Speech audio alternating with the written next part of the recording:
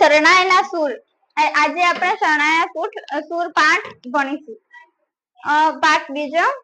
શરણાઈના સૂર પાઠના લેખકનું નામ છે ચુનીલાલ મડિયા. એમનો જન્મ 12/8/1922 માં થયો હતો અને અવસાન 29/12/1968 માં. આ ચુનીલાલ મડિયા છે, એમનો આપણે પહેલા પરિચય વાંચી દઈશું, પછી આપણે આગળ પાઠ ભણીશું. ચુનીલાલ કાળીદાસ મડિયાનો જન્મ રાજકોટ જિલ્લાના ધોરાજીમાં થયો હતો. એમનો જન્મ ક્યાં થયો હતો? રાજકોટ જિલ્લાના ધોરાજીમાં. તેઓ વાર્તાકાર, નવલકથાકાર અને નાટ્યકાર તરીકે પ્રસિદ્ધ છે. ભૂગવતા પૂર, શરણાઈના સૂર, પદ્મજા, ચંપો અને કેળ, તેજ અને તિમિર તેમના વાર્તા સંગ્રહો છે. વ્યાજનો વારસ, વેળા, વેળાની છાયડી, લીલુડી ધરતી ભાગ 1 અને 2, ઇન્દ્રધનુષનો 8મો રંગ એમની મહત્વની નવલકથાઓ છે. એટલે કે એમને નવલકથાઓ સંગ્રહો એ બધાના અંદર પણ પોતાનું વિશેષ ખેડાણ કરેલું છે. રંગદા, વિષ મોચન, રક્ત તિલક તેમના એકાકી સંગ્રહો છે. સંપાદન અને અનુવાદ ક્ષેત્રે પણ તેમનું યોગદાન રહ્યું છે. તેમને રણજીત રામ સુવર્ણ ચંદ્રક પ્રાપ્ત થયો હતો.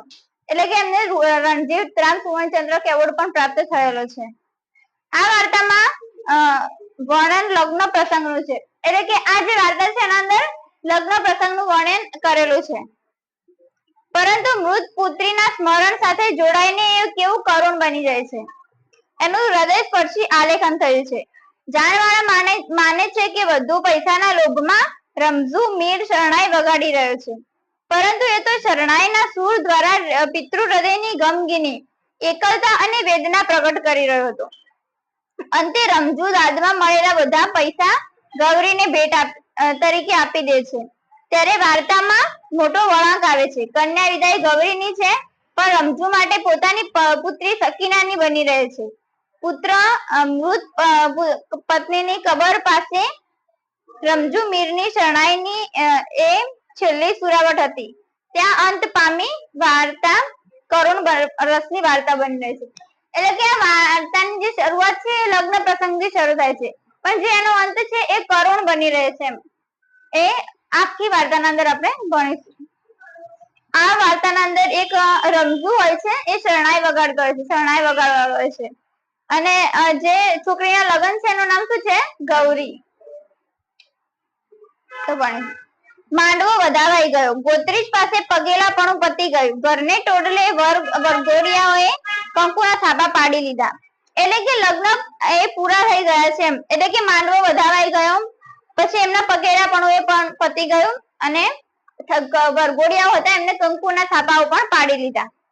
જાનને શીખ દેવાઈ ગઈ, ધર્માદાના લાંગે લેકરી ચૂકવાઈ ગયા, વેવારિયાઓએ એકબીજાને વહાલપૂર્વક ભેટી લીધા. એટલે કે જે વેવાઈઓ હતા એ લોકો એકબીજાને વાલપૂર્વક ભેટી લીધા. છેલ્લે જવાના ટાઈમે એ જ હોય. પછી જે વ્યવહાર હતો એ બધો વ્યવહાર પણ પતી ગયો.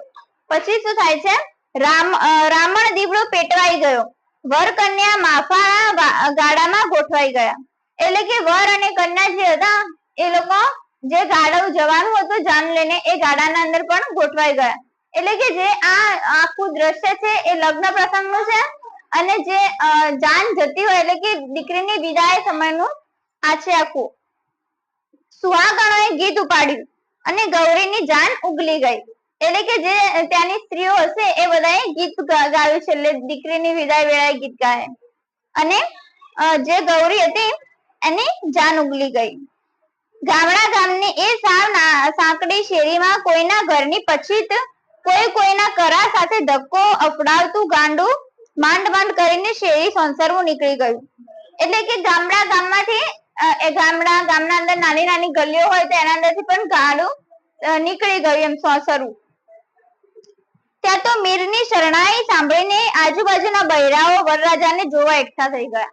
એટલે કે મીરની શરણાઈ એટલે કે જે પેલો રમઝુ હતો એને શરણાઈ વગાડી, તો એ શરણાઈ જોઈને જે ગામના આજુબાજુના જે હતા બૈરાઓ એ લોકો વરરાજાને જોવા માટે એકઠા થઈ ગયા. લાજના લાંબા ઘૂંટામાંથી જોઈ શકાય એટલું ઝીણી નજરે જોઈને તેઓ કહેતા હતા, આ ભૂધર મેરાયનો જમાઈ. એટલે કે જે ગામડાના અંદર કેવું હોય કે સ્ત્રીઓ લાંબો લાંબો ઘૂંટો તાણતી હોય, તો એના અંદરથી પણ જોઈને એ લોકો શું કે છે? જમાઈને ભૂધર મેરાયનો જમાઈ. ગૌરીનો વર હાથમાં તલવાર લઈને કેવો બેઠો છે. નાકા ઉપર નિયમ મુજબ મેલો ઢોલી દાદ લેવા આડો ફરીને ઉભો હતો. એટલે કે એક પરંપરા એવી હોય છે કે જે ઢોલી ઢોલ વગાડતો હોય છે એ પૈસા લેવા માટે ઉભો હોય છે કે દાદ કહેવાય નહીં. એટલે કે જયારે દીકરીની વિદાય થાય અથવા તો લગ્ન પ્રસંગે આપણે લોકો જે ઢોલ વગાડતા હોય એ લોકોને પૈસા આપતા હોય છે, તો એ દાદ લેવા માટે ઉભો હોય છે.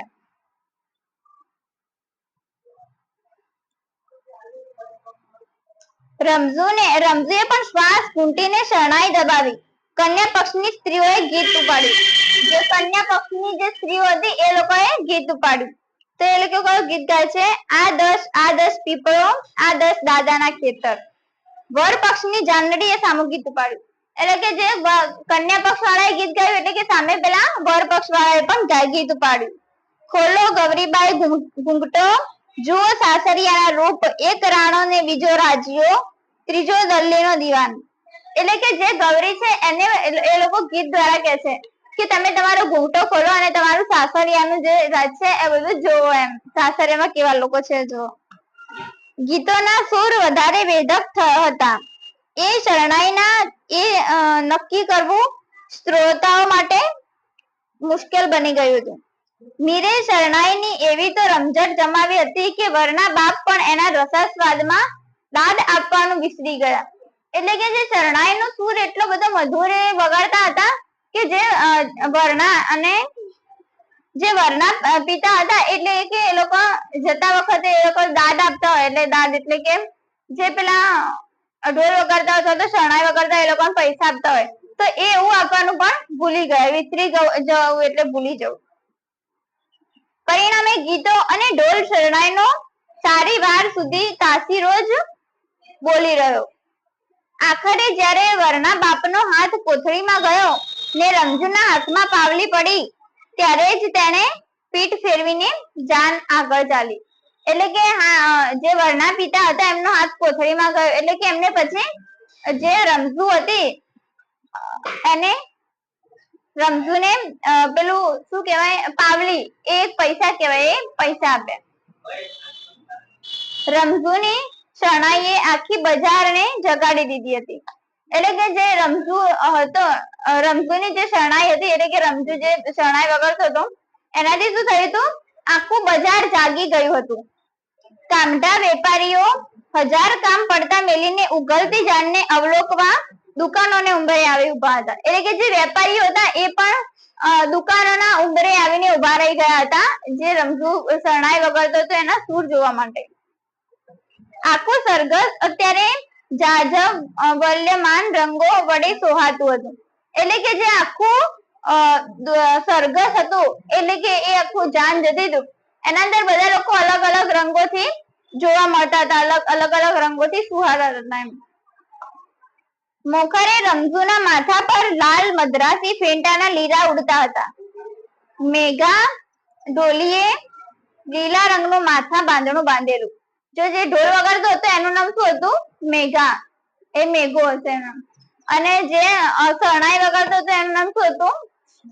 રમઝુ. તો જે ઢોલી હતો એને માથે શું બાંધ્યું હતું? લીલા રંગનું બાંધણું. જાનૈયાઓ અને વેવાઈઓ તરફથી કંકુના છાપા મારવામાં આવેલા તેથી એ આખો સમૂહ લાલ ભડક લાગતો હતો. એટલે કે જે કન્યા પક્ષના જે લોકો હતા એ લોકો વર પક્ષ વાળાને લાલ રંગના કંકુના છાપા લગાવ્યા હતા. એટલે કે એ લોકો જે વર પક્ષ વાળા હતા એ બધા તો લાલ લાલ જ લાગતા હતા એમ. હીર ભરતના ઝૂલને શીંગડીઓ વડે શણગારેલા બળદ તો સાવ જુદા જ તરી આવતા હતા. એટલે કે જે બળદો હતા એમને પણ શીંગડીઓ એટલે કે એમની જે શીંગડા હતા બળદના એ પણ હીર અને ભરતથી બહુ સરસ રીતે શણગારેલા હતા. એટલે કે એ બળદ પણ એક અલગ જ તરીકે નજર આવતા હતા. ગાડામાં બેઠેલા વરરાજાનો જરિયન જામો, એમના હાથમાંની તલવારનું રંગીન મિયાન તેમજ કન્યાનું પચરંગી પટોળું એક વિશિષ્ટ રંગ સૃષ્ટિ સર્જી જતા હતા. એટલે કે જે આ આખું છે આ ટોપિક ના અંદર શું છે કે બધાએ અલગ અલગ જે કલર નું બધું વસ્તુ પહેર્યું હતું કે બધાના અંદર કેવી રંગબેરંગી બધું કેવું વાતાવરણ હતું એનું વર્ણન આપ્યું છે. એમની પાછળ વિદાય ગીતો ગાતી સુહાગણોના અવનવા પટકુળોમાં તો રંગમેળો જોવા મળતો હતો. આડે દિવસે ઉડાઉડ લાગતી બજારમાં રમઝુ મીરની શરણાઈએ નવી દુનિયા રચી કાઢી હતી. એટલે કે આમ તો બધાને શરણાઈ વાગતી હોય તો એ લોકોને કશું એટલી બધી નવાઈ ના હોય, પણ જ્યારે રમઝુએ શરણાઈ વગાડી તો એને શરણાઈએ આખા બજારના અંદર નવી જ આમ રોનક લાવી દીધી. એટલે કે નવી જ આખી રોશની પ્રગટી ઉઠી હતી. એના સૂરની મોહિની એવી હતી કે સાંભળનારને એ મસ્ત બનાવી મૂકે. એટલે કે જે રમઝુ વગાડતો હતો શરણાઈ, એનું સૂરની એવી મોહિની હતી કે જે સાંભળવા વાળો હોય એ ખુશ થઈ જાય એમ. એની અસર કાન વાટે સીધી હૃદય પર ચોટ મારે ને એ પારિતોષનો નશો સીધો મગજમાં પહોંચે. એટલે કે એની શરણાઈના સૂર એવા હતા કે એ આપણું સીધો આપણા હૃદય ઉપર અસર કરે એમ. એટલે કે આપણા મન ઉપર એની અસર થાય તરત, એવું એટલું સરસ રીતે એ વગાડતો હતો શરણાઈ. પણ મંત્રમુગ્ધ બનીને એ ડોલી ઉઠે તો ખરા જ. ભર બજારે ચોગાનમાં ઉભા રહીને રમઝુએ અડાણો ઉપાડ્યો હતો. એ ઉન્માદ ભરી તરજનું બંધારણ ભાગ્યે જ કોઈ લોકો સમજતા હતા. છતાં એમાં રહેલો આનંદ અને ઉચ્છૃંગ, તોફાન અને મસ્તી સૌ લોકો માણી રહ્યા હતા. એટલે કે ભર બજારે જે રમઝુ હતો એને પોતાની શરણાઈ વગાડી.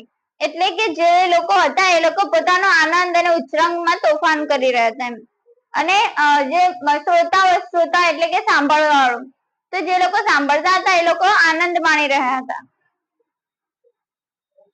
પ્રાકૃત જનોને આ શરણાઈની સુરાવલી સમજાય કે ન સમજાય, પણ મંત્રમુગ્ધ બનીને ડોલી ઉઠે તો ખરા જ. હા, એટલે કે બધા લોકોને જે શરણાઈ હોય એની સુરાવલી એટલે કે એનું સુર શું કરવા માંગે છે એ ખબર પડે કે ના પડે, પણ એનું જે એ લોકો આખી એના શરણાઈના સુરથી મંત્રમુગ્ધ થઈને આમ ડોલી ઉઠે એમ. એટલે કે કંપી ઉઠે એમ. એમની આંખ સામે તો વાત વાતમાં છણકા કરતી, આંખમાંથી અગન તણખા વેરતી, ખોટે ખોટા રૂસણા લેતી, વળી પાછા પતિના પ્રેમો પચારે રીઝી જતી અજબ નટખટ ને નખરાળી નવોઢા જમી રહી હતી. એટલે કે જે પેલા વગાડતા હતા શરણાઈ રમઝુ, એમના હાથમાં શું હતું કે અનગણતા તણખા વેરતી. એટલે કે જે પેલી નવોઢા એટલે કે જે ગૌરીના લગ્ન હતા એની વાત છે. નવોઢા એટલે કે જેના લગ્ન થઈ ગયા હોય એ સ્ત્રીને નવોઢા કહે છે. ખોટે ખોટા રૂસણા લેતી એટલે કે એ ખાલી આમાં એવી રીતે દર્શાવ્યું છે. એટલે કે જે જાય છે ત્યારે એને પોતાના પતિ અને સાસરિયા પ્રત્યેનો પ્રેમ પણ હોય છે એક બાજુ, અને એક બાજુ પોતાના પિયર પ્રત્યેની લાગણી હોય છે. એટલે કે એ ખોટે ખોટા રૂસણા લેતી એમ. પછી અજબ નટખટ ને નખરાળી નવોઢા રમી રહી હતી. અભણ રમઝુ ડોસા પાસે શબ્દો ન હતા. એટલે કે જે અભણ રમઝુ ડોસો હતો એ તો ભણેલો ન હતો, એટલે કે અભણ હતો. એટલે કે એના પાસે તો કહેવા માટે કશા શબ્દો ન હતા, પણ એ જે વાંસળી એટલે કે જે શરણાઈ વગાડતો હતો એ શરણાઈ દ્વારા એ કહેતો હતો. કેવળ સૂર હતા એ, કેવળ સૂર એટલે કે જે વાંસળીની શરણાઈ માંથી જે આવતા એને સૂર કહે છે. અને એ સૂર વડે જ આખી સૃષ્ટિ ખડી કરી દેતો હતો. નમતે બપોરે ઊભી બજારે સાવ શુષ્ક વાતાવરણમાં પણ સાંસરીએ સોંઢતી પતિ મિલનોત્સુક પરિણીતાનું કલ્પના ચિત્ર શ્રોતાઓની આંખ સામે તરી રહ્યું હતું. એટલે કે જે લોકો સાંભળતા હોય એ લોકોને શ્રોતા કહે છે. તો જે શરણાઈ વગાડતા હતા રમઝુ, એ એમની શરણાઈ લોકો સાંભળતા હતા ને કે જે બપોરે એટલે કે બપોરે જે કન્યા હતી એની સાસરીએ વિદાય થતી હતી. એટલે કે પતિ મિલનોત્સુક એટલે કે એને પતિને મળવાની પણ એને બહુ ઈચ્છા હશે એ એવી રીતે. અને જે પરિણીતાનું કલ્પના છે એટલે કે જે પરિણીતા જેના લગ્ન હોય એ પતિનું જે કલ્પના કરતી હોય એના મનમાં કે આ પછી હું સાસરે જઈશ, આ થશે, આમ થશે, આમ થશે, એ બધી કલ્પના કહેવાય એ લોકોની. તો એવી રીતે કલ્પના કરતી હોય. આ મેલા ગેલા માણસે સાધ્ય કરેલી સૂર શક્તિની જ બલિહારી હતી. એટલે કે જે આ સૂર શક્તિની બલિહારી એટલે કે જે શરણાઈનો જે સૂર હતો એની જ બલિહારી હતી. એટલે કે જે સ્ત્રી જે નવોઢા જતી હતી સાસરે, એને આ શરણાઈની અસર બહુ જ થતી હતી એમ. હર ઘડીએ વધારે ને વધારે ઘૂમટાતા જતા અડાણાના સૂરમાં શ્રોતાઓ કરતા વધારે તો રમઝુ મીર પોતે રમમાન લાગતો હતો. એટલે કે જે લોકો સાંભળતા હતા શરણાઈ એ લોકોને વધારે દુઃખ નતું થતું, પણ સૌથી વધારે દુઃખ તો જે પેલા શરણાઈ વગાડતા હતા રમઝુ એમને થતું હતું. આંખ મીચીને ગલોફા ફુલાવીને એ શરણાઈમાં શ્વાસ રેડે જતો હતો. એટલે કે આંખો મીચીને અને એ શરણાઈ વગાડતો હતો એમ. એટલે કે શરણાઈની અંદર શ્વાસ રેડીને એટલે કે પોતાનું આમ મનથી દિલથી પોતાની ઈચ્છા હોય એવી રીતે એ શરણાઈ વગાડતો હતો. અને એ નિર્જીવ વાદ્યને જીવંત બનાવતો જતો હતો. એટલે કે જે શરણાઈ હોય એના અંદર તો જીવ હોય નહીં, પણ એ નિર્જીવ હોય, પરંતુ એ જે રમઝુ હતો એને સજીવ બનાવતો હતો, એટલે કે જીવંત બનાવતો હતો. ગામ આખું લાંબા અનુભવને પરિણામે જાણતું થઈ ગયેલું કે રમઝુ એકવાર એની શરણાઈમાં ફૂંક મારે પછી એને સ્થળ કે સમયનું ભાન ન રહે. એટલે કે જે લોકો ગામના હતા એ લોકો બહુ વાર રમઝુની જે શરણાઈ હશે એ સાંભળી હશે, એટલે કે એ લોકોને અનુભવ થઈ જ ગયો હતો કે રમઝુ છે એ એકવાર શરણામાં ફૂંક મારે પછી એને સ્થળ અને સમયનું ભાન ના રહે. એટલે કે હું કેટલા સમયમાં કેટલી વાંસળી કેટલી શરણાઈ વગાડું છું એનું એને કશું ભાન ના હોય એમ. એટલે ગમે તે સ્થળે એકવાર ફૂંક મારે પછી એ વગાડે છે. માત્ર પરગામથી ગગો પરણાવવા આવેલા તળશી વેવાઈને આ વાતની જાણ નહોતી, તેથી તેઓ મીરને દાદાના પૈસાનો લાલચુ ગણીને પાવલું ફેંકી રહ્યા પછી આગળ વધવાની ઉતાવળ કરી રહ્યા હતા. એટલે કે જે પેલા ગૌરીના સસરા હતા, એટલે કે જે પેલા વરના પિતા હતા, એમને ખબર નથી કે આ રમઝુ છે એ આવી રીતે એમની આવી ટેવ છે કે સ્થળ કે કાળનું કશું એમને કશું ભાન હોતું નથી, એ એમની રીતે વાંસળી વગાડે છે. એટલે કે જે વરના પિતા હતા એમને એવું લાગ્યું કે આ વાંસળી વાળો છે, શરણાઈ વાળો છે એ લાલચુ છે, એટલે કે પૈસાની લાલચ માટે બહુ વાર વગાડે છે વાંસળી. તળશી વેવાઈને સૂરજ આથમતા પહેલા પોતાને ગામ સણોસરે પહોંચી જવાની ઉતાવળ હતી. હવે ગૌરીનું જે સાસરું હતું એ ક્યાં હતું? હા, તો એમને સૂરજ આથમતા પહેલા એટલે કે સાંજ થતા પહેલા એ એમના સાસરે પહોંચી જવાનું હતું, એમના ગામમાં પહોંચી જવાનું હતું. તેથી શરણાઈ વાળાને આદેશ આપી રહ્યા હતા, હાલો મીર હાલો જટ વહેતા થાવ. એટલે કે જે વાંસળી વગાડતો, વાંસળી નહીં શરણાઈ, હા જે શરણાઈ વગાડતો એને શું કહેવાય? મીર. એટલે કે જલ્દી હાલો મીર એમ. પણ અડાણાના સુરમાં ગળાડૂબ શેલારા લેતા રમઝુને આવા આદેશ સાંભળવાની નવરાશ જ ક્યાં હતી. એટલે કે જે પેલો રમઝુ હતો શરણાઈ વગાડતો હતો એ તો પોતાની શરણાઈના અંદર જ લીન હતો, એટલે કે એને આ કશું આ બોલતા હતા એમાં કશું ખબર જ નથી, એટલે કે એમને કશું આ આદેશ સાંભળવાની નવરાશ જ નહોતી. મીર એની શરણાઈમાં સમય બગાડતો જતો હતો ને તળશી વેવાઈને મનમાં ચટપટી ચાલતી હતી. એટલે કે પેલા તળશી વેવાઈ હતા એમને તો એમના ઘરે જવું હતું એમ, જલ્દી સૂરજ આથમતા પહેલા, એટલે કે એમને ઘરે જવાની ઉતાવળ હતી. અને આ જે રમઝુ હતો એ પોતાની શરણાઈ વગાડવાના અંદર લીન થઈ ગયો હતો. એ નિર્જીવ વાદ્યને આ ગતિ એમ રૂપિયે ગજને હિસાબે આગળ હાલશું તો સણોસરે પુગતા જ સાંજ પડી જશે.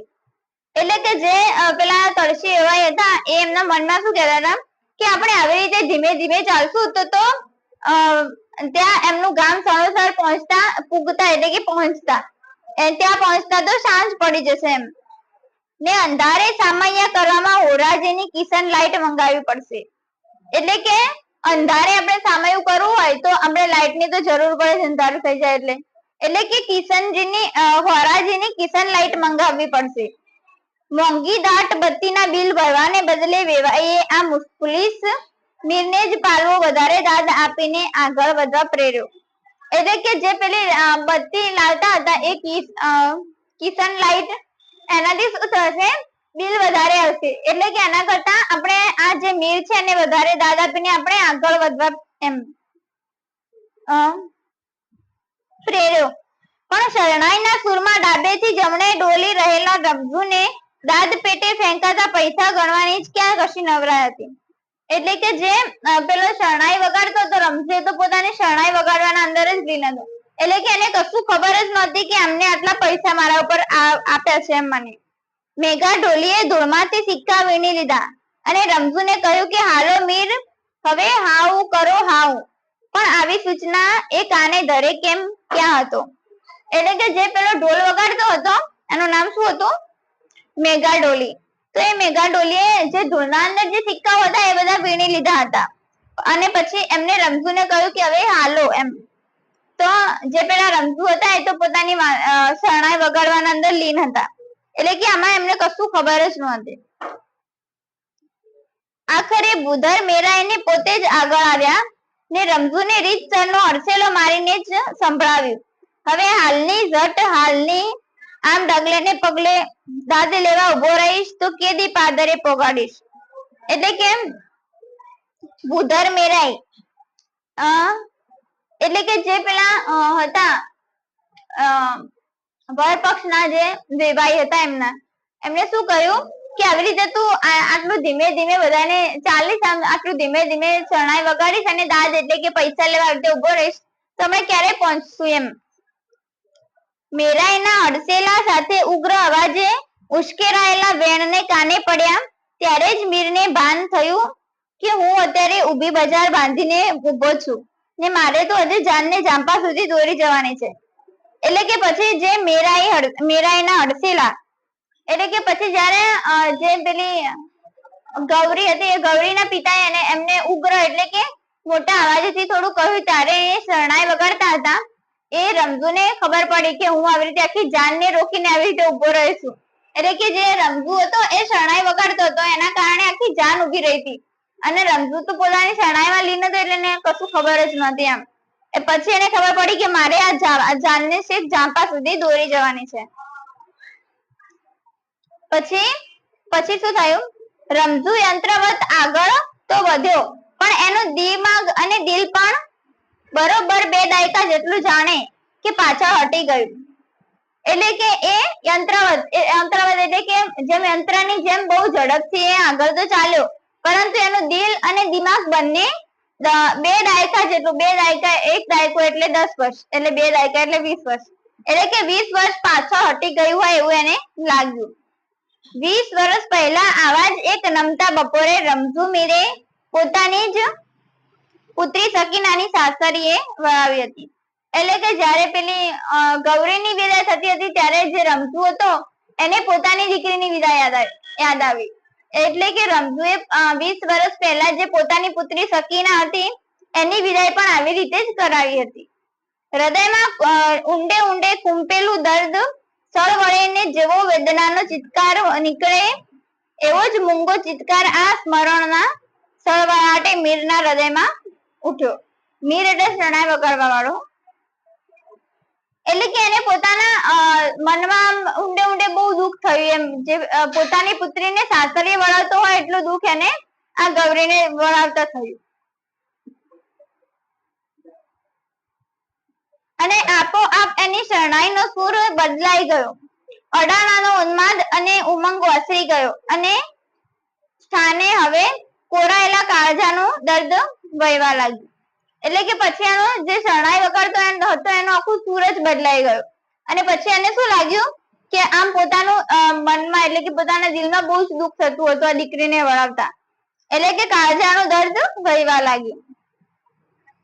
એકાએક પલટાયેલો આ તાન પલટો શ્રોતાઓ સમજી ન શક્યા પણ આ નવા સૂરની અસરમાં આવતા એમને વાર ન લાગી. એટલે કે અચાનક જ આપણે આખો રાગ એટલે કે આખો સૂર બદલાઈ જાય એટલે બધા શ્રોતાઓ એમને આમ થોડું નવાઈ લાગે પણ બીજા સૂરમાં પણ એ લોકોએ સમાવેશ કરી લીધો. એટલે કે બીજો સૂર પણ એ લોકો જાતે સમજી જ ગયા એમ. આકાશમાં પૂર્ણેન્દુ પ્રકાશો હોય, પૃથ્વી પર સ્નિગ્ધ તળ કૌમુદી રેલાતી હોય અને એમાં એકાએક કાળી વાદળી આવી ચડતા ચોગરદમ ધિક્કારના ઓળા ઉતરી રહે અને આખા વાતાવરણમાં ઊંડી ઉદાસી ફેલાઈ જાય એવી જ અત્યારે ઉગલતી જાનમાં વતરાઈ રહી હતી.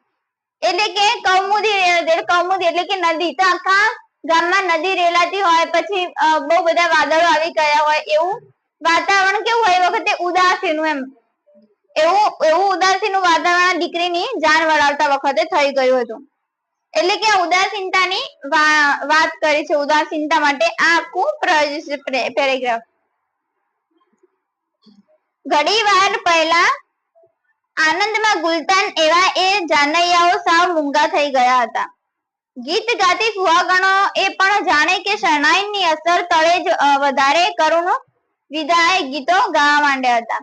એટલે કે જે શરણાઈ વગાડતો હતો જે રમઝુ, એની શરણાઈમાં એટલું બધું આમ દર્દ ભર્યો અવાજ હતો એની શરણાઈનો, એટલે કે જે પેલી સુહાગણો હતી જે ગાતી હતી ગીત, એ લોકોના સુર પણ બદલાઈ ગયા. એટલે કે એ લોકો પણ પોતાના આમ બહુ દિલમાંથી આમ બહુ દુઃખ થતું એવી રીતે એ લોકો પણ ગાવા લાગ્યા. તો શું છે, એ લોકોએ શું ગીતો ગાયા સુહાગણોએ? આછલા કંકુ ગોળ રે લાડી, આછલી પિયળ કઢાવું, તારા બાપના ઝૂંપડા મેલ હો લાડી, કળશીભાઈ ની મેળીઓ દેખાડું. એટલે કે તારા પપ્પાના જે ઘર છે એને મેલ અને હું તને તળસીભાઈ એટલે કે જે એ ગૌરીના સસરા હતા એ, એટલે કે એમની મેળીઓ એટલે કે એમનું ઘર હવે દેખાડું એમ. રમઝુ ડોસો એની શરણાઈ વગાડવામાં અને પોતાના દિલમાં ભારેલી વેદના વ્યક્ત કરવામાં જ ભૂલતા નતો. એટલે કે જે રમઝુ ડોસો હતો એ શેમાં પોતાના દિલના અંદર જે વેદના હતી, એટલે કે એને પોતાને જે દુઃખ થતું હતું એ બધું વ્યક્ત કરવામાં જ લીન હતું. ગુલતાન એટલે કે લીન, એકદમ એના અંદર રસમય બની જવું એમ. છતાં આ ગીતોમાં ગવાતી વેદનામાં વસમાં વેણ એના કાને અથડાઈ જતા હતા ને આપમેળે જ હૃદય સંસરા ઉતરી જતા હતા.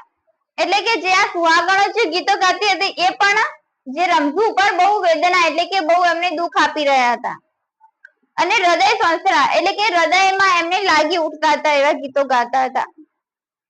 પરિણામે એના સુરમાં બમણું દર્દ ઘૂંટાતું હતું.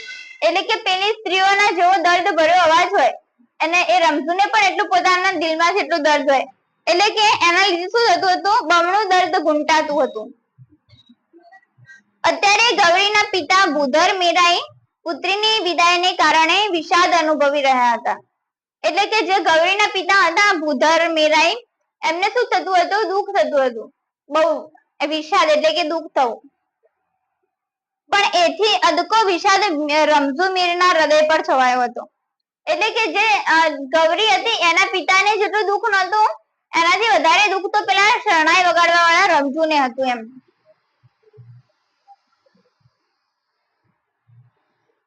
દિશા શૂન્ય એ કેવળ આદતને જોરે એક એક દ્રશ્ય એની જામર મોતિયા વડે ઝંખવાતી આંખ આગળ તાદ્રશ્ય થતું હતું. એટલે કે જે રમઝુ હતો એને આખું બધું જે વાતાવરણ તે બધું એને દિશા શૂન્ય લાગતું હતું અને એના હૃદય ઉપર જે પેલી છોકરીનું જે વેળાનું જે હતું વાતાવરણ એ બધું છવાતું હતું એમ. ખબર પડે છે બધાને? કોઈ ક્વેશ્ચન હોય તો પૂછી લેજો. ભર જુવાનીમાં ઘરભંગ થયેલા રમઝુને 2 વર્ષની માં વિહોણી બાળકીની માતા થવું પડેલું. એટલે કે જે રમઝુ હતો એને પોતાની દીકરીને યાદ કરી, એટલે કે જે પોતાની દીકરી સકીના હતી એને કેવી રીતે એને ઉછેરી એમ. તો ભર જુવાનીમાં ઘરભંગ થયેલા એટલે કે જે રમઝુ હતા એમની પત્ની હશે એ પહેલા અવસાન પામી ગયા હશે. એટલે કે જે એમની દીકરી હતી 2 વર્ષની એટલે કે બહુ નાની હતી ત્યારથી એમની દીકરીને માં બનીને એની સેવા કરી હતી. ઓઝત નદીને હેઠવાસને આરે રમઝુએ બાળકી સકીનાના બાળોતિયા ધોયેલા. જો એ પોતાની દીકરીનું જે બાળપણ હતું એ બધું યાદ કરે છે કે ઓઝત નદી ને હેઠવાસ એટલે કે ઓઝત નદી પાસે એમને પોતાની દીકરી સકીના હતી એના બાળોતિયા ધોયેલા. દ્રશ્યની શાયરી આપી શકે એવા ઘણા ડોસા ડગરા તો ગામમાં હજી હયાત હતા. એટલે કે જે એને જે સકીનાને જેવી રીતે મોટી કરી એનું જે દ્રશ્ય હતું એનું જે આપી શકે એ એવા તો જે ગામમાં જે લોકો હતા એટલે કે ડોસા ડોગરા, એટલે કે જે લોકો પહેલાની જે લોકોની ઉંમર હશે એટલે કે બહુ ઘરડા હોય એ લોકોને તો ખબર જ હોય કે એ લોકો કેવી રીતે સકીનાને મોટી કરી હતી. રમઝુને આ દુનિયામાં 2 જ પાત્રો જોડે દિલ્લગી બંધાઈ ગઈ હતી. એક તો કુટુંબમાં પેઢી દર પેઢી વારસામાં મળતી આવેલી શરણાઈ અને બીજી મૃત પત્નીના સંભારણા રૂપે સાંપડેલી સૂરજમુખીના ફૂલ જેવી સકીના. એટલે કે રમઝુને શું હતું કે બે જ વસ્તુ પ્રત્યે બહુ વધારે પડતું દિલ લગી એટલે કે બહુ વધારે પડતું એ હૃદયથી જોડાયેલા હતા. તો એવી બે વસ્તુ કઈ કઈ હતી? એક તો પેઢી દર પેઢી આવતી શરણાઈ અને બીજું સકીના. તેથી જ એણે પોતાના દિલ દુનિયામાં ત્રીજા કોઈ પાત્રને પ્રવેશ કરવા દીધો ન હતો. એટલે કે રમઝુએ આ બે પાત્ર સિવાય ત્રીજા કોઈને પ્રવેશ નહોતો કરવા દીધો. એક હતું શરણાઈ અને બીજું હતું સકીના. કોમના માણસોએ ફરી નિકાહ પઢવાનો બહુ આગ્રહ કરવા છતાં જુવાન મીર પોતાના નિર્ણયમાં મક્કમ રહ્યો. એટલે કે જે આ મીર એટલે કે જે શરણાઈ વગાડતો હતો રમઝુ, એ જુવાન હતો. ત્યારે એમના જે સમાજના જે લોકો હશે એમને કહ્યું છે કે તું બીજી વાર નિકાહ પઢી લે. મુસ્લિમોમાં તો 2-3 વાર લગ્ન થતા જ છે. એટલે કે તમે લોકો તું નિકાહ પઢી લે. પણ જે રમઝુ હતો એને બીજી વાર નિકાહ પઢ્યા નહીં. રમઝુએ સકીનાને સગી માં કરતા સવાયા હેતથી ઉછેરીને મોટી કરેલી. એટલે કે જે રમઝુ હતો એને પોતાની દીકરી સકીનાને કેવી રીતે મોટી કરી હતી? હેતથી ઉછેરીને. અને એની માં પણ એને એટલો પ્રેમ ના આપી શકે એટલો પ્રેમ પિતા તરીકે આપીને એને મોટી કરી હતી. સકીનાના લાડકોડ તો લોકવાયકા સમાન થઈ પડેલા. એટલે કે જે સકીનાના લાડકોડ હતા એ તો લોકોમાં પણ ગવાતા હતા. એટલે કે લોકવાયકા એટલે કે લોકો બહુ વાતો કરતા હતા એના લાડની, કે એના પિતા એનો કેટલો લાડ કરાવે છે. માતા તેમજ પિતાના બેવડા વાત્સલ્યથી રમઝુ પુત્રીના લાલન પાલન કરતો હતો. એટલે કે રમઝુ હતો એ એનું માતા અને પિતા બંનેનું કિરદાર નિભાવતો હતો. એટલે કે માતા અને પિતા બંનેનો પ્રેમ એ દીકરી સકીનાને આપતો હતો. એવી રીતે એનું પાલન કરતો હતો, લાલન પાલન. પોતે કોઈ વાર સૂકો રોટલો ખાઈને ચલાવી લે, પણ પુત્રીને તો પકવાન જ જમાડે. શું કરતો હતો રમઝુ? શું કરતો હતો રમઝુ? હિન્દીમાં બોલો. હા હા. પણ પુત્રીને તો પકવાન જ જમાડે. પોતે ફાટ્યા તૂટ્યા કપડા પર 100 થીગડા મારે, પણ સકીનાને તો ફૂલ છાટક બનાવીને જ બહાર કાઢે. અને જે પોતે પોતાના કપડા હતા એના ઉપર થીગડા મારીને ચલાવતો હતો. પણ જે પુત્રી સકીના હતી એને તો એ બહુ સરસ કપડા પહેરાવતો, ફૂલ ફટાક એટલે કે નવા કપડાઓ જ પહેરાવતો હતો. ન માઈ પુત્રીને જરા પણ ઓછું ના આવે એની તકેદારી રાખવા માટે રમઝુ એને ઓછો વાના કરતો. એટલે કે જે સકીના હતી એને પોતાની માની યાદ ના આવે એટલા માટે રમઝુ હતો એ પિતા તરીકે પણ એને બહુ સરસ રાખતો હતો એમ. સકીના કાખમાં બેસવા જેવડી હતી ત્યાં તો રમઝુ પોતે 24 કલાક પોતાની સાથે જ ફેરવતો. કાખમાં બેસવા જેવડી એટલે કે ખોળામાં રહી શકે એવડી જયારે સકીના થઈ એટલે કે 1 વર્ષની એવી થઈ હશે, 6 મહિના પછી. તો ત્યારે જે રમઝુ હતો એને શું કર્યું, જે પોતાની દીકરી સકીના હતી એને પોતાની સાથે રાખતો હતો. કોઈના સામૈયામાં શરણાઈ વગાડવા જવાનું હોય તો પણ સકીના એની કોખમાં જ બેઠી હોય, અથવા તો પિતાના ગળામાં હાથ પરોવીને પીઠ પર બાજી પડેલી હોય. એટલે કે સકીના છે એ બીજા કોઈની દીકરીની લગ્નમાં કાં તો ગમે તે શરણાઈ વગાડવા જતો રમઝુ ત્યારે પોતાની દીકરી એના ખોળામાં જ હોય અથવા તો એની જોડે જ હોય છે એમ. રમઝુ વરઘોડામાં શરણાઈ વગાડતો હોય તો ફુલેકામાં ફરતો હોય ત્યારે એની પીઠ પર વાંદરીને પેઠે વળગેલા બથોડિયાની જેમ વળગી રહેલી આ બાળકીનું સુભગ દ્રશ્ય તો વર્ષો સુધી આ ગામમાં સુપરિચિત થયેલું.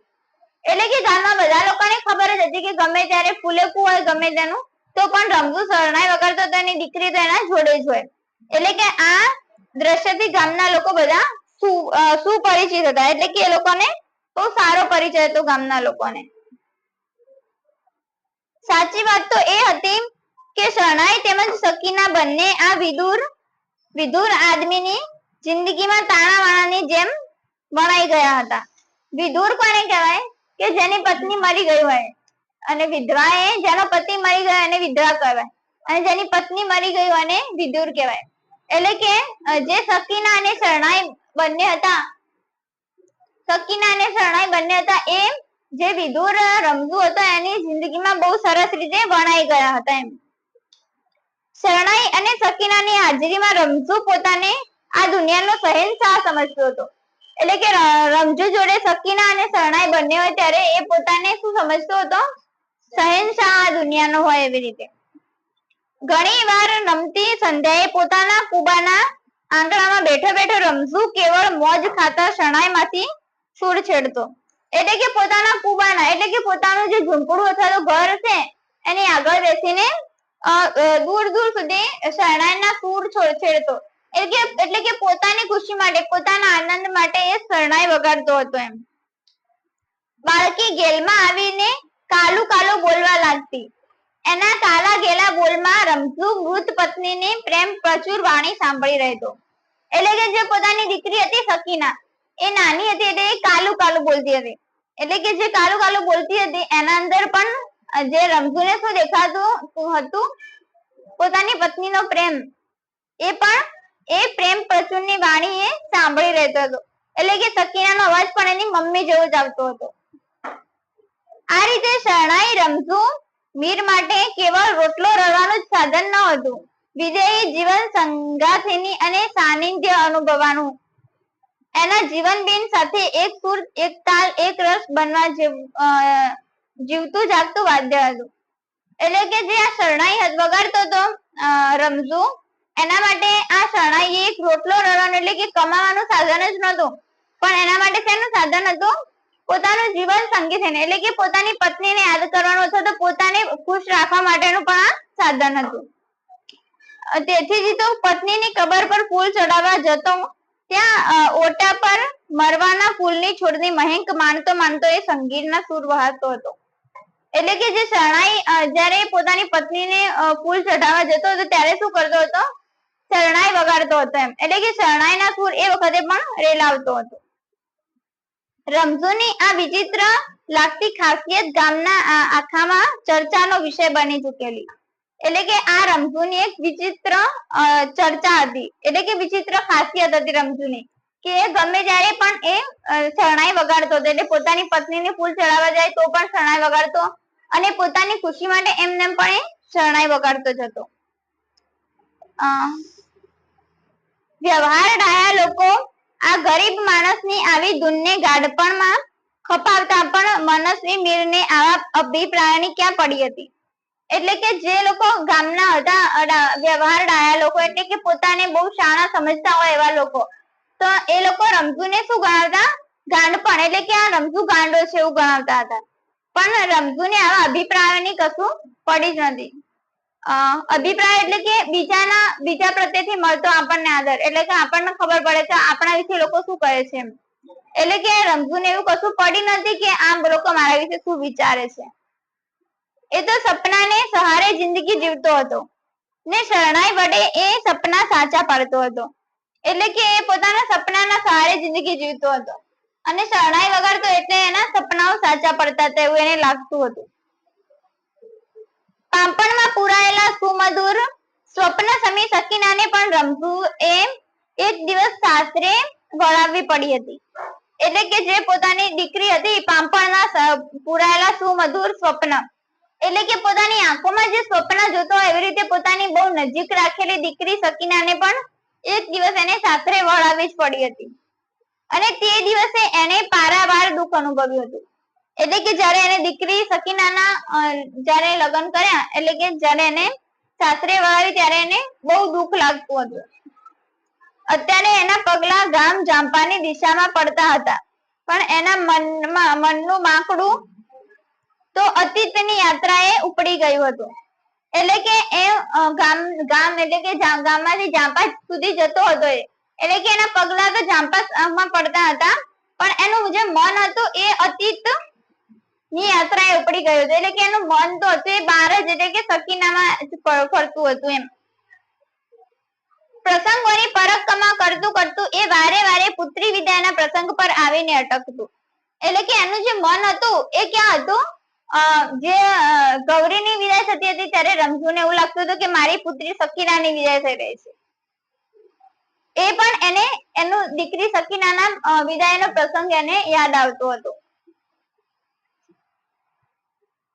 પુત્રી વિદાયનો એ પ્રસંગ તાજો થતા ડોસાનું વત્સલ હૃદય વલોવાઈ જતું હતું અને એ વલોપાત શરણાઈના સુરે પાટે વ્યક્ત થઈ જતો હતો. એટલે કે ગમે તે દીકરીની વિદાય હોય તો એને પોતાની સકીનાની વિદાય યાદ આવી જતી હતી અને એના કારણે એ એના સુરમાંથી બહુ એની શરણાઈનો સુર બહુ અલગ જ એટલે કે બહુ દર્દ ભર્યો આવતો હતો એમ. સાસરીએ સોંઢી રહેલી કન્યા ભૂધર મેરાઈની ગૌરી છે એ હકીકત પણ એ ભૂલી ગયો હતો. એટલે કે જે સાસરીએ જે દીકરી જઈ રહી છે એ ભૂધરની દીકરી છે, ભૂધર મેરાઈની દીકરી છે ગૌરી, એવું એ ભૂલી ગયો હતો. પણ એને શું લાગતું હતું કે મારી સકીનાની જ વિદાય છે એમ. અત્યારે તો પોતાની સગી દીકરી સકીનાને વિદાય અપાય છે એમ સમજીને શરણાઈમાં એ હૃદયની સઘળી વ્યથા રેડી રહ્યો હતો. તેથી જ તો જાન જાપે પહોંચતા સુધીમાં તો રમઝુના દર્દનાક સુરો એ આખું વાતાવરણ ભાર ઝલું બનાવી મૂક્યું હતું. એટલે કે જાન જાપા સુધી પહોંચે ત્યાં સુધીમાં તો બહુ બધું આમ દર્દ ભર્યું વાતાવરણ છવાઈ ગયું હતું. આનું કારણ હતું કે સકીનાનું સંભાળણું રમઝુ માટે જરાય સુખદ ન હતું. એટલે કે જે સકીનાને યાદ કરવાનું જે હતું એને યાદ સંભાળવું એટલે કે યાદ કરવું, તો જે સકીનાને યાદ કરતો હતો એ જરાય સુખદ ન હતું. એટલે કે જ્યારે સકીનાને યાદ કરતો ત્યારે બહુ દુઃખી થઈ જતો હતો. ડોસાના કાળજામાં વિસ્મરણની રાખ તળે સકીનાના નામનો ધગધગતો અંગારો ભરેલો પડ્યો હતો. એટલે કે જે રમઝુ વગાડતો હતો શરણાઈ એના કાળજામાં એટલે કે પોતાના મનમાં તો વિસ્મરણની રાખ તળે સકીનાના નામનો ધગધગતો અંગારો પડ્યો હતો. એટલે કે જે સકીનાને જે ભૂલી રહ્યો હતો એનું દર્દ એટલે કે વિસ્મરણ એટલે ભૂલી જવું, તો જે સકીના હતી એને એમ સાસરે વળાવી એ એનો ધગધગતો અંગારો એના હૃદયમાં પડ્યો હતો એવું એને લાગતું હતું. આવે પ્રસંગે એ રાખનું આવરણ દૂર થતા ડોસાની ભીતરમાં ભડકા ઉઠતા. એટલે કે જેમ રાખ દૂર થાય અને પછી ભડકા ઉઠે એવી રીતે જે રમઝુ હતો એને પણ પોતાની દીકરી દૂર થયાના ભડકા ઉઠતા હતા એના મનમાં. કારણ કે એ હતું કે સકીનાને સાસરે મોકલ્યા પછી 8મે દિવસે જ એના ભેદી મૃત્યુના વાવડ આવેલા. એ મૃત્યુનો ભેદ રમઝુ પણ ઉકેલી શક્યો નહીં. પછી જે દીકરી એમને સકીનાને સાસરે મોકલી એના 8 દિવસ થયા ત્યારે એના ભેદી મૃત્યુ ના વાવડ આવેલા. એટલે કે જે સકીનાનું કોઈ હશે, સકીના અથવા તો રમઝુનું કોઈ બહુ નજીકનું વ્યક્તિ, ભેદી એટલે કે બહુ નજીકનું વ્યક્તિ હોય એના મૃત્યુના વાવડ એટલે સમાચાર આવેલા. એ મૃત્યુનો ભેદ રમઝુ પણ ઉકેલી શક્યો નહીં. સકીનાના અકાળ મૃત્યુથી ડોસાએ પુત્રી તેમજ પત્ની બંનેના દેહ વિલયનો બમણો વિયોગ અનુભવેલો. એટલે કે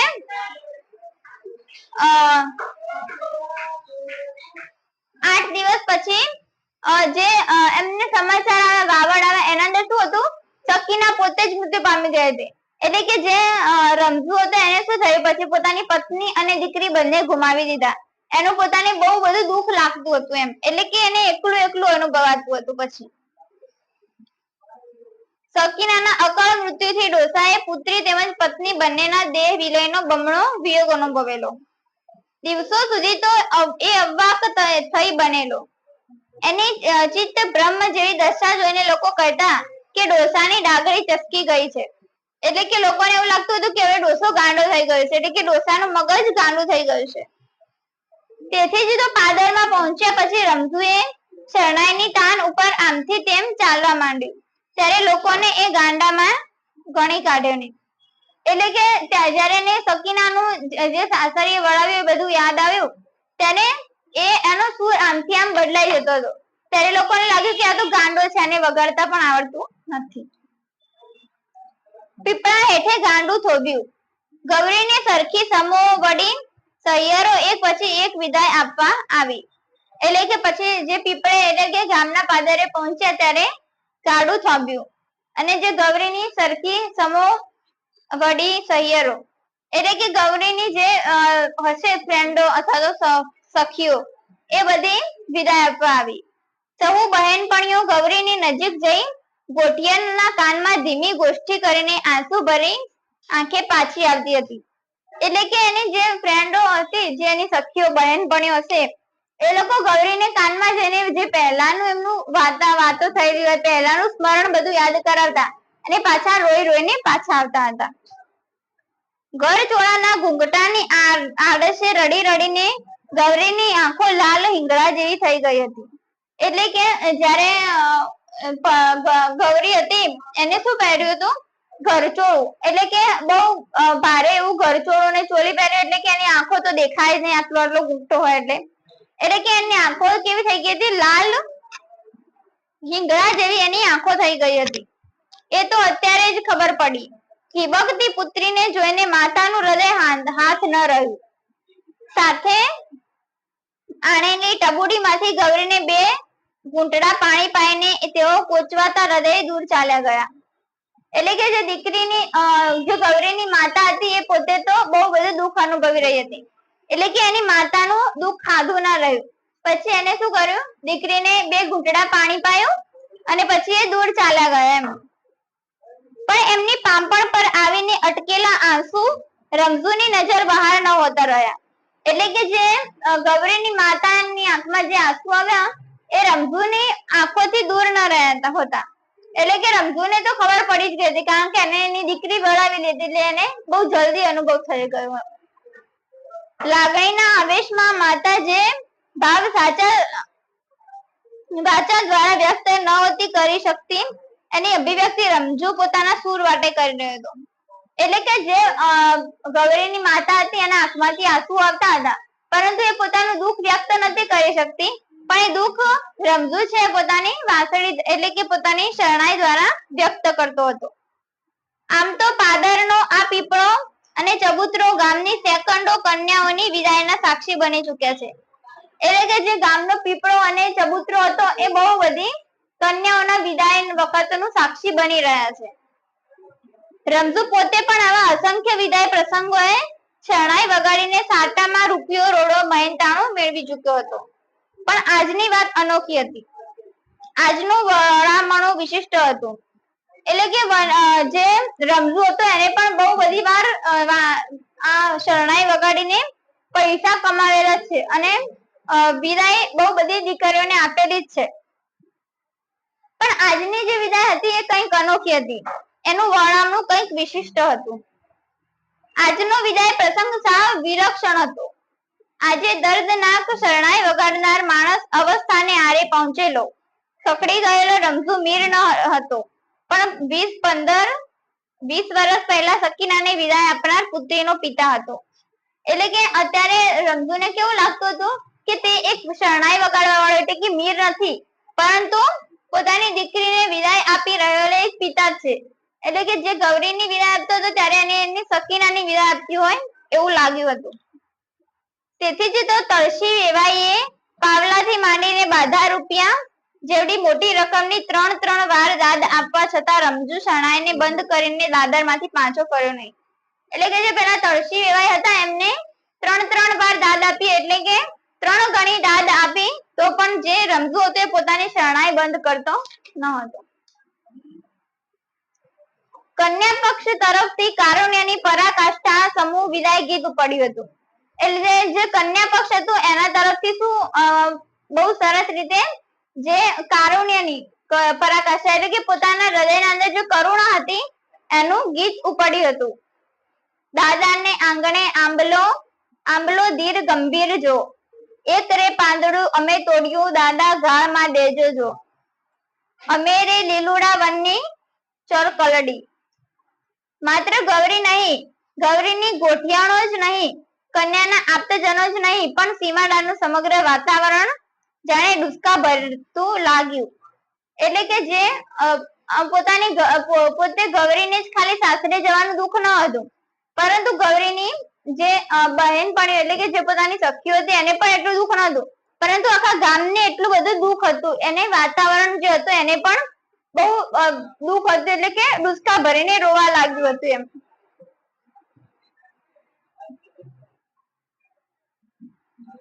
મીરની શરણાઈએ આ શોકમગ્ન વાતાવરણ સાથે અજબ સમવેત સાધ્યો. એટલે કે જે મીરની શરણાઈ એટલે કે જે રમઝુ હતો એની શરણાઈએ પણ બહુ શોકમગ્ન વાતાવરણ ઉભું કર્યું હતું એમ. એના સૂરમાં ઘૂંટાતું દર્દ વાતાવરણની ગમગીની દ્વિગુણિત બનાવી ગયું. રમઝુ ચગ્યો હતો, એની શરણાઈ ચગી હતી. પોતાના ચીરાયેલા દિલની વેદનાને ચગાવવામાં પણ ડોસો ચેન અનુભવતો હતો. એટલે કે પોતાના મનના અંદર જે વ્યથાઓ એને અનુભવાતી હતી રમઝુને, એ બધી એ શરણાઈના સૂર દ્વારા વ્યક્ત કરતો હતો. પણ કન્યાને લઈને ઝટપટ ઘર ભેગા થઈ જવાની ઉતાવળમાં વરરાજા તેમજ વરના બાપ તરસી એવાય તલપાપડ થઈ રહ્યા હતા. તલપાપડ થવું એટલે કે બહુ ઉતાવળા થઈ જવું, એટલે કે જે કન્યાને લઈને ઘરે જવાની ઉતાવળમાં જે વેવાઈ હતા, તરસી વેવાઈ એમ અને એમનો પુત્ર એટલે કે જે વર હતો એ બંનેને બહુ ઉતાવળ થઈ રહી હતી ઘરે જવાની. પાદરના મોકળા પટમાં મોકળો મને સુરો રેલાવી રહેલા મીરને જોઈને વેવાઈની અકળામણ વધી રહી હતી. એટલે કે જે પાદરના અંદર જે રમઝુ વગાડતો હતો શરણાઈ, એને જોઈને જે વેવાઈ હતા એમની અકળામણ બહુ વધી રહી હતી. એટલે કે એમને બહુ ઝટપટ ઘરે પહોંચવું હતું. આખરે એમણે બુધર મેરાઈ સમક્ષ ને અકળામણ વ્યક્ત કરી પણ ખરી. તમારો મીર તો ભારે લાલચુ લાગે છે. એટલે કે બુધર મેરાઈ એ કોણ હતા? જે ગૌરીના પિતા હતા. એટલે કે જે પેલા તળસી વેવાઈ હતા એમને શું કર્યું, પોતાની જે વ્યથા હતી એ બુધર વેવાઈ સમક્ષ પણ વ્યક્ત કરી અને કહ્યું કે તમારો મીર એટલે કે તમારો જે શરણાઈ વગાડવા વાળો છે એ તો બહુ લાલચુ લાગે છે. આટલી રાત દીધી તોય હજી ધરાવ નથી ખાતો. અમારે તો અહીં સીમાડે જ સૂરજ આથમી જશે એમ લાગે છે. એટલે કે પછી જે પેલા હતા તળસી વેવાઈ, જે વરના પિતા, એમને શું કહ્યું કે અમે આટલી બધી દાદ આપી તો પણ એ પોતાની શરણાઈ બંધ કરતો નથી. એટલે કે અમારે તો અહીંયા જ અંધારું થઈ જશે, એટલે કે અહીંયા જ સાંજ પડી જશે. વેવાઈની ફરિયાદ સાંભળીને તુરંત બુધર મેરાઈ જાનનો માર્ગ રોકીને ઉભેલા મીર પાસે જઈ પહોંચ્યા. એટલે કે વેવાઈની આ ફરિયાદ સાંભળી એટલે કે જે પેલા બુધર મેરાઈ હતા એ જાન રોકીને જે મીર પાસે પહોંચ્યા. એટલે કે જે મીર કોણ હતો? હા, તો એ રમઝુ પાસે જઈ પહોંચ્યા અને મોટે સાથે સંભળાવ્યું, એલા ડોસલા, આવો ભૂખા વાળો ક્યાંથી થયો? આટલી બધી દાદ દીધી તોય હજી અને તને ધરવ નથી? આટલા પાવલા પડ્યા તોય હજી હાવ નથી કેતો? એટલે કે જે પેલો ગૌરીના જે પિતા હતા એ પણ રમઝુ સમક્ષ આવી પહોંચ્યા અને એમને શું કહ્યું કે તને આટલી બધી દાદ આપી તો પણ હજુ તને સંતોષ થતો નથી એમ. પણ રમઝુ તો પોતાની શરણાઈના સૂર સિવાય બીજું કંઈ સાંભળે એમ ન હતો. એટલે કે રમઝુને તો પોતાની શરણાઈ સિવાય બીજું કશું સંભળાતું જ ન હતું. કંટાળીને બુધર મેરાઈએ વેવાઈને કહ્યું, ડોસાની ડાગરી જરાક ચસકી ગયેલ છે. દુખ્યો જીવ છે ને એમાં પાછી પાકી અવસ્થા થઈ એટલે કળ વકળનું ભાન નથી રહ્યું. એટલે કે જે પેલા ગૌરીના પિતા હતા એમને શું કહ્યું પોતાના વેવાઈને કે આ જે ડોસો છે એનો ડાગરી ચસકી ગઈ છે. એટલે કે આ ડોસાનું મગજ ખસી ગયું છે એમ. એટલે કે એમનું મગજ ગાંડું થઈ ગયું છે. એટલે કે એમનું કોઈ કાળનું કે જે સ્થળનું કશું ભાન રહેતું નથી અને બહુ દુખી છે. એટલે હવે બુધર મેરાઈનો મિરાજ હાથથી ગયો. એટલે કે જે પેલા કન્યાના પિતા હતા, ગૌરીના પિતા, એમનું મગજ હટી ગયું. પછી એમણે દાદ પેઠે જમીન પર ફેંકાવેલા સિક્કા વીણીને પરાણે મીરની મુઠ્ઠીમાં પકડાવ્યા ને પછી એને હડસેલો મારીને કહ્યું, એલા લગરા, હવે તો માર્ગ મોકળો કરીને ઘર ભેગો થા. એટલે કે જે પેલા ગૌરીના પિતા હતા એમને શું કર્યું, પછી જે સિક્કાઓ બધા ધૂળમાં પડેલા હતા એ બધા સિક્કાઓ વીણી લીધા અને પછી બધા સિક્કાઓ જે પેલા મીર હતા એમના હાથમાં પકડાવી દીધા. મીર એટલે કે રમઝુના હાથમાં પકડાવે અને પછી શું કહ્યું કે આટલી બધી દાદ આપી તો પણ હજુ તેને સંતોષ થતો નથી એમ.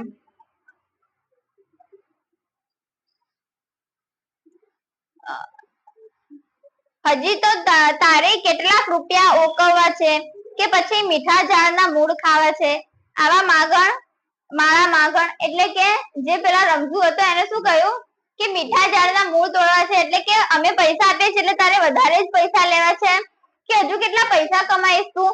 તે અત્યાર સુધી આ શરણાઈ બંધ જ કરતો નથી. બુધર મેરાઈના હડસેલાથી મીર હાલ્યો તો ખરો પણ પોતાના ઘરને ગામને માર્ગે નહીં સીમને માર્ગે સણોસરાને કેડે. એટલે કે જે ભૂધર મેલાએ એને કાઢી નાખ્યો, એટલે કે હડસેલો કર્યો, એટલે કે આમ બહુ ધક્કો માર્યો અથવા તો એવી રીતે કહ્યું હશે એવું જોરથી અવાજથી, કેમ તું તારા માર્ગે ચાલે થા. એટલે કે પેલા રમઝુ હતા એને પછી શું કર્યું, પોતાના ઘરને કે ગામને માર્ગે નહીં પરંતુ એ ક્યાં ગયો, સણોસરાને કેડે, એટલે કે સણોસરાના માર્ગે જ પહોંચ્યો. આ તો હજી સગડ નથી મેલતો, તળસી એવા કંટાળીને બોલ્યા, આ તો અમારી મોરિયો વેતો થયો. એટલે કે પછી એને શું થયું, તળસી વેવાય એટલે કે જે વરના પિતા હતા એમને શું થયું કે આ તો પછી અમારા મોર એટલે કે અમારા પહેલા ચાલતો થયો છે, આ તો હજુ પણ મુકતો નથી પોતાની શરણાઈ. મર થાતો સીમની માર્ગે સામે ચાલતા રમઝુને જોઈને ભૂધર મેળાએ કહ્યું, થાકશે એટલે એની મેળે પાછો આવતો રહેશે. અને પછી વેવાઈએ ને છેલ્લી સૂચના તરીકે ઉમેર્યું, હવે ખબરદાર એને રાતું કાવડિયું આપી છે તો તમે પહેલેથી જ છૂટે હાથે દાદ દેવા માંડી, એમાં ડોસો સોનાના ઝાડ ભાળી ગયો, પણ હવે ભૂંગળું ફૂંકી ફૂંકીને મરી જાય તો એ સામું જોશો માં. એટલે કે જે કન્યાના પિતા હતા ભૂધર મેરાઈ, એમને શું કહ્યું એમના વેવાઈને કે તમે પહેલાથી જ વધારે પડતી દાદ આપી છે, એટલે કે તમે અત્યારે આટલી બધી દાદ ના આપી હોત તો આને બહુ પહેલા જ શરણાઈ બંધ કરી દીધી હોત. એટલે કે હવે બહુ થાકી જશે એટલે પોતાની શરણાઈ બંધ કરી જ દેશે એમ. હવે ગમે તેટલી શરણાઈ વગાડે તો પણ તમે એની સામું જોશો નહીં એમ. અને પછી બંને વેવાઈઓ ભાવે કરીને ભેટ્યા અને જાન સણોસરાના કેડે ચડી. પછી બંને વેવાઈઓ ભેટી લીધું અને પછી જાન સણોસરા જવા માટે નીકળી. રમઝો હજુ પણ પોતાની ધૂનમાં જાનની મુખારે ચાલ્યા જ કરતો હતો. પાછળ પાદરમાં ઉભેલા લોકો આ ગાંડા માણસની હાંસી ઉડાડતા હતા. પુત્રી વળાવીને કુટુંબીઓ ભારે હૈયે પણ ઘર તરફ પાછા ફરતા હતા. ત્યારે શિવએ છેલ્લું ગીત પાડ્યું. એટલે કે જયારે રમઝુને ગૌરીની વિદાય કરી દીધી, એટલે કે બધી સ્ત્રીઓ અને બધા જે ઘરના લોકો હતા એ બધા પાછા વળતા હતા અને ગામમાં જે લોકો ઉભા હતા એ લોકો આ રમઝુની ઉડાવતા હતા, હાંસી ઉડાવતા હતા. ત્યારે સ્ત્રીઓએ છેલ્લું ગીત ગાયું. કયું ગીત હતું? એક આવ્યો તો પરદેશી પોપટો, બેની રમતા તા માંડવા હેઠ ધુતારો ધૂતી ગયો. એટલે કે વિદેશી પરદેશી પોપટો એટલે કે બહારનો વ્યક્તિ આવીને પણ આપણી બેની એટલે કે આપણી દીકરીને લઈ ગયો એમ. ધૂનમાં મોટા ડગ ભરતા રમઝુને કાને આ ગીતના વેણ આછા પાતળા અથડાતા હતા. એટલે કે રમઝુ તો પોતાની ધૂનમાં જ હતો, પરંતુ તો પણ એના કાનમાં આના થોડા નાના નાના વેણ સંભળાતા હતા. પણ એને ખ્યાલ ન હતો કે પોતે કઈ દિશામાં આગળ વધી રહ્યો છે. હવે રમઝુને એ ખબર નથી કે પોતે કઈ દિશામાં જઈ રહ્યો છે. પુત્ર વિયોગના દુઃખ દર્દમાં એ જાણે કે દિશા શૂન્ય થઈ ગયો હતો. પછી પુત્રી અને પોતાની પત્ની બંનેના વિયોગના અંદર બહુ એકદમ દિશા શૂન્ય એટલે કે શું કરે છે એની કશું એને ખબર ન હતી. હવે તો જાનૈયાઓએ પણ મીરની મશ્કરી શરૂ કરી હતી. એટલે કે જાનમાં જે લોકો આવ્યા હતા એ લોકોએ પણ મીર એટલે કે આ રમઝુની મશ્કરી ઉડાડવાની ચાલુ કરી હતી.